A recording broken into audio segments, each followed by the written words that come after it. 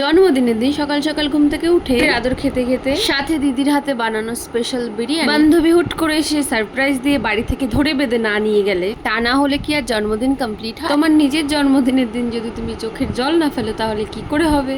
তাহলে চলো পুরোটা প্রথম থেকে দেখি। Good morning. আজ বেশ সকাল সকাল ঘুম থেকে উঠেছি, ঘড়ির কাঁটায় এখন 7টা। যে আমাদের বাড়ির সব থেকে খুদে একজন, ইনি আমাকে কি বলছিল জানো? হ্যাপি বার্থডে ছোট। ওর সামনে যখনই আমি চুল আঁচড়াবো, ওর আমার চুল আঁচড়াতে নাকি খুব ভালো লাগে, তাই চিরুনিটা নিয়ে নিয়েছি। 5 মিনিট ওর হাতে চিরুনিটা থাকলে আমার চুল আর খুঁজে পাওয়া যেত না। দিন যা ঝাঁটার কাঠির মতন চুল হচ্ছে, এই কটা চুলও বেঁচে থাকবে না। চলো তোমাদের একটা জিনিস দেখা। এটা হচ্ছে আমাদের বাড়ির আমড়া গাছ, এটা 12 মাসই আমরা। এখানে আমার দিদিকে আমি জিজ্ঞেস করছিলাম আজকে কি কি রান্না হচ্ছে। आलू बिरयानी, पनीर, रिजाला, मटन।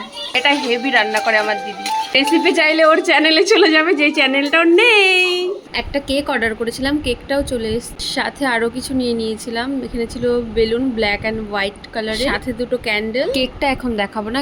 আমার দিদির হাতের এই বিরিয়ানিটা এত টেস্টি হয়। এত সুন্দর বিরিয়ানি পেলে কেউ কি আর বসে থাকতে পারে? মাটনটা স্কিপ আছে, কারণ চিকেন মাটন এইসব কিছু খাই না। ওই দেখো, ওই দিক দিয়ে আরেকজন চুপি সারে আমাদের বাড়িতে চলে এসে রাস্তা থেকে মোমবাতিটা ধরিয়ে নিয়ে বাড়ির সামনে তারপরে আমি আর কিছু বলছি না, তোমরাই দেখো।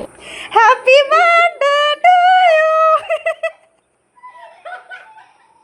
আমি তো পুরো সারপ্রাইজ হয়ে গেছি, মনে মনে ভাবছিলাম আসবে তো অবশ্যই। জানো তো আমাদের ফ্রেন্ড সার্কেলটা অনেকটা বড় ছিল, বাট এখন অনেকের বিয়ে হয়ে গেছে, কারো ঠিকঠাক টাইম হয় না। এখন একসাথে বলতেই আমরা এই দুইজন। আমার জন্য অনেক কিছু এনেছিল, একটা রোজ ছিল, চকলেট, একটা সুন্দর কুর্তি, আমার তো ভীষণ পছন্দ হয়েছে। এবার বলছি চল তাড়াতাড়ি রেডি হয়ে নেয়, বেরোবিসটা খুব সুন্দর। আমি এটা অনলাইন থেকে নিয়ে, বেশি কিছু মেকআপ করবো না, একটু কনসিলার দিয়ে নিলাম, পাউডার, ব্লাশ, মাস্কারা, লিপস্টিক। এবার সব থেকে যুদ্ধের কাজ আমার এই চুল, একটা পনিটেল করে নিলাম। লাস্টে দেখলাম একটু টিপ না পড়লে ভালো লাগছে না। এই তো রেডি হয়ে চলো এবার বেরোনো যাক।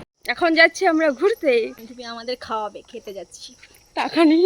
এই যে আরেকজন বাধ্য করে ম্যাডামের দর্শন পাওয়া যায়। এখান থেকে আমরা 3-4 জন ছিলাম, তো এখানে বেশ কিছুক্ষণ দাঁড়িয়ে কটা ফটো ভিডিও করে নিলাম। তারপরে বেশিক্ষণ থাকিনি, বিরিয়ানি পার্সেল করে নিয়ে বাড়ি চলে এসেছিলাম। এই কেকটা কাটার সময় ক্লিপটা ফটো ছিল, অ্যাড করে নিলাম। কেকটা কাটতেই মন চাইছিল না।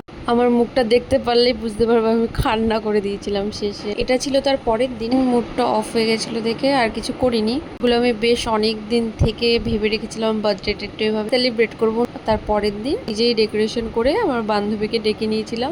আমার বার্থডেটা তো এভাবেই কাটলো। তো বাই।